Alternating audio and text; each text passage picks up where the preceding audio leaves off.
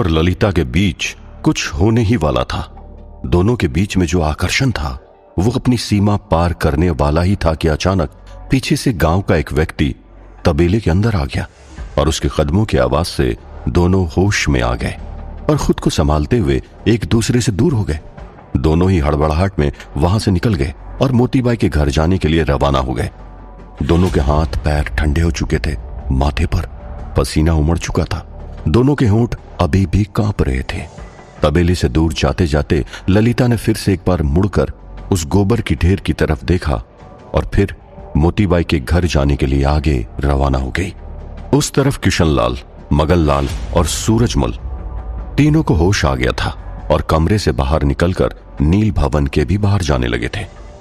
उसी वक्त रसोइया काका ने तीनों को रोकते हुए कहा, अरे आप तीनों कहां पर जा रहे हो? आप लोगों के लिए मैंने हलवा पूरी बनाई है, आप तीनों खाना खाकर पेट भरकर यहां से जाइए। तीनों ने बड़े विचित्र ढंग से रसोइया काका की तरफ देखा और मुड़कर बिना कुछ कहे लौटने लगे। रसोइया काका ने फिर से अपनी बात दोहराई, लेकिन उन तीनों के कान पर जूं तक नहीं पड़ी। ये बात रसोइया काका को काफी अजीब लगी और फिर से अपने रसोई घर में बाकी का काम करने के लिए वो चले गए। सूरजमल, किशनलाल और मगनलाल तीनों आंखें फाड़ फाड़ कर बिना पलक झपकाए किसी भूत की तरह बिना कोई हाव भाव के गांव की तरफ बढ़े जा रहे थे। बूढ़े बाबा जब कुछ गांव वालों को व्यायाम करवा रहे थे तब तीनों पीछे से चुपचाप अपने घर की तरफ आगे चले गए। कुछ लोगों की नजर उनके ऊपर पड़ी, लेकिन कोई भी उन तीनों से बात नहीं करना चाहता था, इसलिए उन तीनों को किसी ने बुलाया नहीं और नहीं उनके सामने मुंह उठाकर देखा भी। लोगों को लगा कि बूढ़े बाबा को इसके बारे में पता होगा, इसलिए उन्होंने बूढ़े बाबा को भी इन तीनों के बारे में इत्तला नहीं किया। थोड़ी ही देर में वो तीनों अपने अपने घर पहुंच गए। तीनों जैसे ही अपने घर पहुंचे, उनके घर वालों ने उनकी तरफ ठीक से देखा भी नहीं और ना ही किसी ने उन तीनों के साथ बात की। लेकिन इस बात की उन तीनों को कोई फर्क नहीं पड़ा था, क्योंकि उन तीनों को किसी बात की सूध बूध नहीं थी। वो तीनों ही किसी ट्रांस की हालत में खोए पड़े थे। उस तरफ गांव के लोगों का प्रशिक्षण खत्म होने आया कि बूढ़े बाबा के मन में ये विचार आया कि उन्होंने सिद्धार्थ और गौरी से जो ऊंची आवाज में बात की थी वो गलत थी और उन्हें ऐसा नहीं करना चाहिए था। इसलिए उन्होंने कुछ लोगों को सिद्धार्थ और गौरी के बारे में पूछा और पूछने पर उन्हें पता चला कि वो दोनों हथियार बनाने के कारखाने में थे।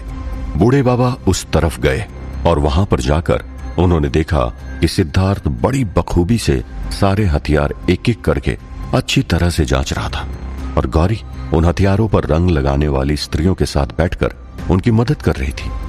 सिद्धार्थ हथियारों का मुआयना करते हुए बोला, हथियार तो बहुत अच्छे बन रहे हैं, लेकिन हाथों से बनाने पर फर्क तो पड़ेगा ही। अगर इन हथियारों को और भी तेजी से और भी मजबूत बनाने होंगे तो हमें मशीन का सहारा लेना पड़ेगा।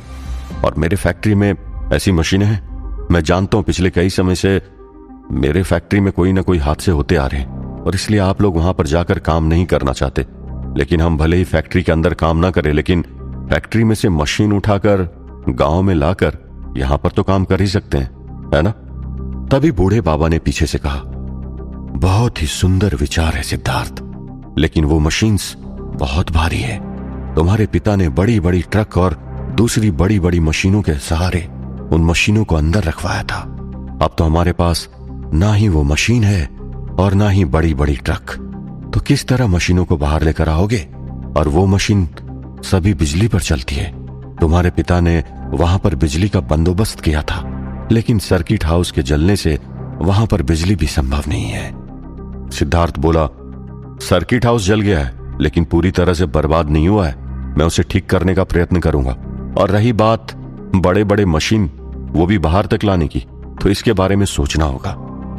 तभी बूढ़े बाबा ने कहा, मशीनों को बाहर लेकर आने की कोई जरूरत नहीं है सिद्धार्थ।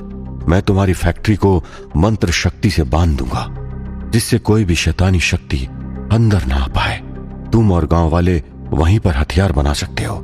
यह सुनकर सिद्धार्थ पहले तो खुश हुआ, लेकिन उसके मुंह के ऊपर से अचानक से हंसी गायब हो गई और वो फिर से अपना काम करने लगा। बूढ़े बाबा को पता था कि जब तक सिद्धार्थ को उसके प्रश्न का उत्तर नहीं मिल जाता, तब तक उसके मन में बेचैनी बनी रहेगी। इसलिए बूढ़े बाबा ने सिद्धार्थ और गौरी को अपने साथ आने को कहा और वे उसे उस कारखाने से बाहर निकाल कर ले गए। सिद्धार्थ और गौरी बूढ़े बाबा के पीछे चले गए और बूढ़े बाबा ने उन दोनों से कहा, इस गांव की बस्ती से थोड़ी दूर दो बड़े बड़े मंदिर थे जो अब खंडर बन चुके हैं। आज सूरज ढलने के बाद हम तीनों वहां पर चलेंगे। सिद्धार्थ ने पूछा, लेकिन क्यों बाबा? आज तक तो वहां पर कोई भी नहीं गया, यहां तक कि हम भी नहीं गए कभी भी, तो आज वहां पर क्यों जाना है? बूढ़े बाबा ने कहा, कुछ सवालों के जवाब ढूंढने। ये कहकर बूढ़े बाबा कुछ और बोलने ही वाले थे कि अचानक से एक गांव का व्यक्ति भागते हुए उनके पास आया और उनसे हड़बड़ाते हुए कहा, बूढ़े बाबा जल्दी कीजिए, सूरजमल अपनी ही बेटी का गला दबा रहा है। ये सुनकर सिद्धार्थ, गौरी और बूढ़े बाबा तीनों के होश उड़ गए और तीनों एकदम से सूरजमल के घर की तरफ दौड़े। थोड़ी देर में वो सूरजमल के घर पहुंच गए और वहां पर पहुंचकर उन्होंने देखा कि काफी भीड़ जमा हो चुकी थी और बहुत सारे लोग सूरजमल को अपनी बेटी का गला दबाने से रोक रहे थे। कुछ लोग तो बड़ा डंडा लेकर आए थे और सूरजमल को पीछे से पीट रहे थे, लेकिन उस मार का सूरजमल पर कोई असर नहीं हो रहा था। तभी बूढ़े बाबा सबको हटाते हुए अंदर आए और सूरजमल के दोनों आंखों के बीच में अपना अंगूठा रखा और कुछ मंत्र जाप किया और ऐसा करते ही सूरजमल बेहोश होकर नीचे गिर पड़ा। सूरजमल बेहोश होकर नीचे गिर तो पड़ा था, लेकिन उसकी आंखें अभी भी खुली हुई थी। उसने देखा कि सूरजमल की आंखों का रंग बदल चुका था और उसकी आंखों में वो गहराई बूढ़े बाबा को नहीं नजर आई जो इंसान की आंखों में नजर आती है। ये देखकर बूढ़े बाबा ने वहां पर खड़े लोगों को एक तरफ हटकर बैठने के लिए कहा और गांव की औरतों से सूरजमल की बेटी को संभालने के लिए कहा। तभी ऐसी ही खबर किशनलाल और मगनलाल के घरों से भी आई। किशनलाल और मगनलाल दोनों अपने अपने घर वालों के ऊपर हमला कर बैठे थे। ये खबर सुनकर सिद्धार्थ, बूढ़े बाबा और दूसरे गांव वाले भागकर उनके घर भी गए और वहां पर भी बूढ़े बाबा ने किशनलाल, मगनलाल के माथे पर अपना अंगूठा लगाकर कुछ मंत्र का जाप किया। ऐसा करते ही वे दोनों भी बेहोश हो गए। सूरजमल की तरह किशनलाल और मदनलाल की आंखें भी अपना रंग बदल चुकी थी और उनमें भी वो गहराई नजर नहीं आ रही थी जो कि इंसान की आंखों में नजर आती है। बूढ़े बाबा को सिद्धार्थ ने पूछा, ये क्या हो गया बूढ़े बाबा? इनकी आत्माओं को तो आपने शैतान के चंगुल से मुक्त करवा दिया था ना, फिर अचानक ये क्या हो गया? ये तीनों इस तरह क्यों बर्ताव करने लगे? बूढ़े बाबा ने परेशान होते हुए कहा, मुझे भी ये बात नहीं समझ में आ रही है कि ऐसा कैसे हो सकता है। जिस तरह मेरी नजरों के सामने उन तीनों के शरीर में से काला धुआं निकला और खिड़की के बाहर चला गया था, मुझे तो यही लगा था कि मंत्रों के प्रभाव से शैतानी शक्तियों ने उनका शरीर त्याग दिया था और फिर उनकी हालत फिर से ऐसे कैसे होगी, ये तो मुझे भी नहीं पता चल रहा है। ये देखो सिद्धार्थ, इन तीनों की आंखें देखकर ये पता लगाना तो मुश्किल ही है कि इन तीनों के शरीर को किसी और की आत्मा ने अपने वश में कर लिया है और यह आत्मा बहुत ही शैतानी है। ये सुनकर सिद्धार्थ ने पूछा, तो क्या मंत्र निष्प्रभाव हो गए बाबा? बूढ़े बाबा ने कहा, वैदिक मंत्र कभी निष्प्रभाव नहीं होते। उन्होंने वाकई में अपना असर दिखाया था, लेकिन यहां पर मामला कुछ और ही लग रहा है। उनके शरीर में से वो काला धुआं जब बाहर निकल गया था तब ये तीनों बेहोश हो गए थे और इसके बाद जब ये होश में आते हैं तो इन तीनों को बड़ी जोरों से भूख लगती और इसलिए मैंने विश्वनाथ जी के आश्रम का पवित्र जल उनके खाने में मिलाकर उन्हें खिलाने के लिए रसोइये काका से कहा भी था। और यदि वो खाना उनके पेट में गया होता तो शैतानी शक्ति तो दूर की बात, लेकिन शैतान उन्हें छू भी नहीं पाता। तभी रसोइया काका, जो अब तक वहां पर आ चुके थे, उन्होंने कहा, लेकिन बाबा इन तीनों ने तो खाना खाया ही नहीं। ये सुनकर बूढ़े बाबा चौंक गए। रसोइया काका ने आगे कहा, ये तीनों उठकर जैसे ही कमरे से बाहर निकले, मैंने उनको खाना खाने के लिए कहा, लेकिन इन तीनों ने कोई जवाब ही नहीं दिया। मेरी तरफ देखकर बिना मुंह पर कोई हाव भाव लाए मुंह फेर कर चले गए थे। ये सुनकर बूढ़े बाबा को और भी हैरानी हुई और उन्होंने कहा, इसका मतलब ये है कि ये तीनों नील भवन के भीतर से तभी से इनके शरीर पर किसी दूसरी शैतानी शक्ति हावी हो चुकी थी। ये असंभव है। कोई भी शैतानी शक्ति मेरे नील भवन के ऊपर बनाए गए कवच को तोड़कर अंदर प्रवेश कर ही नहीं सकती। ये कहकर बूढ़े बाबा एकदम से बाहर की तरफ दौड़े और दौड़ते दौड़ते नील भवन की तरफ गए। गांव के सारे लोग भी दौड़ते हुए उनके पीछे गए। बूढ़े बाबा ने अपने दिव्य दृष्टि से नील भवन के ऊपर बनाए गए कवच को देखा और देखते ही हैरान रह गए। सभी लोग बूढ़े बाबा के पीछे पीछे वहां पर आ पहुंचे थे और बूढ़े बाबा को इस तरह हैरान होते हुए देखकर वो भी घबरा गए। उन सब के मन में जिज्ञासा जाग उठी थी कि आखिर बूढ़े बाबा ने ऐसा क्या देखा था। बूढ़े बाबा के मुंह से शब्द निकल पड़े, असंभव। ये सुनकर सिद्धार्थ ने बूढ़े बाबा को पूछा कि क्या हुआ बाबा? बूढ़े बाबा ने सिद्धार्थ के सवाल का कोई जवाब नहीं दिया। बूढ़े बाबा की आंखें फटी की फटी रह गई थी। सिद्धार्थ ने बूढ़े बाबा को इस तरह से चौंकते हुए कभी नहीं देखा था। सिद्धार्थ ने बूढ़े बाबा से फिर से पूछा, क्या हुआ बूढ़े बाबा? आप कुछ बोल क्यों नहीं रहे? शैतान ने उस कवच में छेद कर दिया क्या? यही बात है ना? बूढ़े बाबा ने कहा, अगर ऐसा होता तो फिर भी ठीक होता, लेकिन शैतान ने बहुत बड़ी साजिश रची हुई है। सिद्धार्थ ने पूछा, साजिश? कैसी साजिश? बूढ़े बाबा ने हैरानी से सिद्धार्थ और गौरी के सामने देखा और कहा, मैं जिन 3 लोगों को सूरजमल, किशनलाल और मगनलाल समझकर वैदिक मंत्रोच्चारण सुना रहा था, वो वास्तविकता में ये तीनों थे ही नहीं।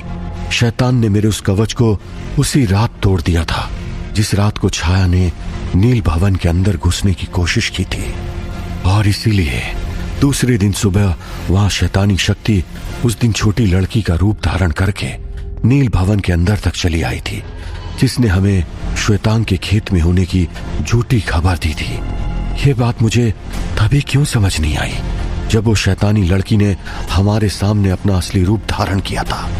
और तो और शैतान ने सिर्फ असली कवच ध्वस्त नहीं किया, बल्कि मुझे बरगलाने के लिए उसने एक नकली कवच भी बना दिया, जिससे मुझे ये लगता रहे कि कवच अभी भी बना हुआ था। और जब मैं इन तीनों को मंत्रोच्चारण सुनाने के लिए कमरे में गया, तब शैतान ने ऐसी माया रची कि मुझे लगा कि मैं उन तीनों को मंत्रोच्चारण सुना रहा था। लेकिन दरअसल मैं शैतान द्वारा निर्मित नकली सूरजमल, किशनलाल और मगनलाल को मंत्रोच्चारण सुना रहा था, और इन तीनों के कान में मेरे मंत्रोच्चारण का एक अक्षर तक नहीं पड़ा था। और अब शैतान ने इनकी आत्माओं को पूरी तरह अपने वश में कर लिया है। अब शैतान इन तीनों को अपनी कठपुतलियों की तरह इस्तेमाल करेगा। हमारे हाथ से निकल चुके हैं सिद्धार्थ। अब किसी भी सूरत में हम इन तीनों को फिर से नहीं ला पाएंगे। ये सुनकर सभी एकदम ही हैरान रह गए। किशनलाल और मगनलाल के घर वाले एकदम से रोने लगे और सूरजमल की बेटी बूढ़े बाबा के पैरों में गिरकर गिड़गिड़ाने लगी। बूढ़े बाबा मेरे पिताजी को बचा लीजिए, उनसे गलती हो गई, लेकिन अगर वो चले गए तो फिर मेरा इस दुनिया में कोई भी नहीं रहेगा बाबा, उन्हें किसी भी तरह बचा लीजिए बूढ़े बाबा।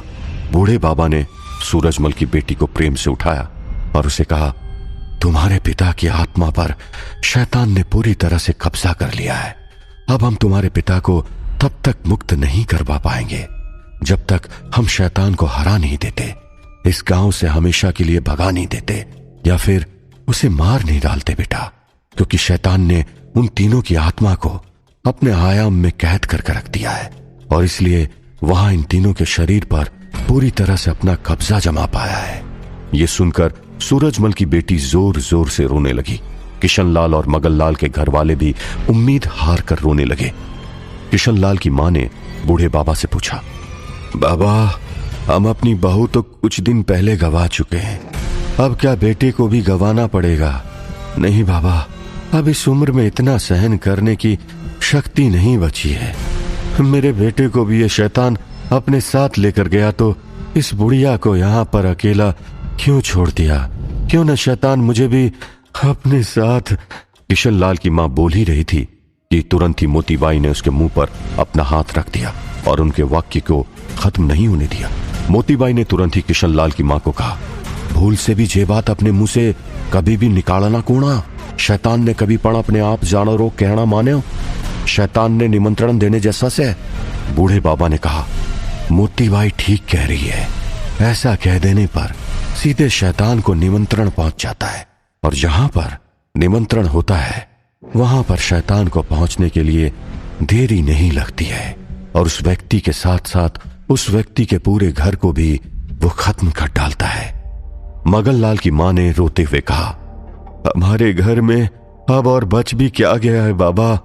बूढ़े बाबा ने कहा, धैर्य रखो, शैतान के चंगुल से जिस तरह सिद्धार्थ की मां को मुक्त करवाना है, उसी तरह इन तीनों को भी मुक्त करवा लेंगे। लेकिन तब तक इन तीनों के शरीर को बहुत ही संभाल कर रखना पड़ेगा, क्योंकि शैतान कभी भी इन तीनों के शरीर को खत्म कर सकता है, और यदि उसने ऐसा कर लिया तो फिर उनकी आत्मा को हम कभी भी मुक्त नहीं करवा पाएंगे। और शैतान इन तीनों के शरीर से जो चाहे वो करवा सकता है। जहां पर वो नहीं पहुंच सकता वहां पर ये तीनों पहुंच जाएंगे और इन तीनों से वो काम करवाएगा जो उसे करवाना था। इसलिए इन तीनों को ऐसी जगह पर जाकर रखना होगा जहां पर शैतान पहुंच नहीं पाए और ये तीनों भी किसी को कोई नुकसान न पहुंचा पाए। गौरी ने पूछा, ऐसी कौन सी जगह है बाबा? बूढ़े बाबा ने कहा, गुरुदेव के आश्रम में। ये सुनकर सभी आश्वस्त हुए। बूढ़े बाबा ने उसी वक्त श्वेतांग यक्ष का आह्वान किया। बूढ़े बाबा के बुलाने पर श्वेतांग यक्ष कुछ ही समय में उड़ता हुआ वहां पर आया और उसके वहां पर पहुंचते ही बूढ़े बाबा ने उससे कहा, श्वेतांग बेटा, सूरजमल के घर में सूरजमल, किशनलाल और मगनलाल तीनों को मैंने अपनी मंत्र शक्ति से कुछ समय के लिए अचेत कर दिया है, लेकिन वे तीनों ज्यादा देर के लिए अचेत तो नहीं रहेंगे। इससे पहले कि वो तीनों जाग जाए, तुम उन तीनों को लेकर जितनी जल्दी हो सके उतनी जल्दी गुरुदेव श्री विश्वनाथ जी के पास उनके आश्रम में छोड़ आओ। गुरुदेव इन तीनों को देखकर समझ जाएंगे। एक गुरुदेव का आश्रम है जहां पर इन तीनों के शरीर पर शैतान अपना अधिकार नहीं जमा पाएगा। इन तीनों की आत्मा भले ही शैतान के कब्जे में रहेगी, लेकिन इनके शरीर को वो कठपुतली की तरह उपयोग नहीं कर पाएगा। ये सुनकर श्वेतांग यक्ष ने सर झुकाकर जो आज्ञा कहा और एकदम से उसने छलांग लगाई और हवा में उड़ते हुए सूरजमल के घर जा पहुंचा और उसने वहां पर सूरजमल, किशनलाल और मगनलाल तीनों को बेहोशी की हालत में पड़े हुए देखा। श्वेतांग ने अपना कद बढ़ाया और एक साथ तीनों को उठा लिया और ऊपर आकाश में उड़ते हुए वीरानगढ़ से दूर मायावी जंगल में उड़ते हुए विश्वनाथ जी के आश्रम की तरफ जाने के लिए रवाना हो गया।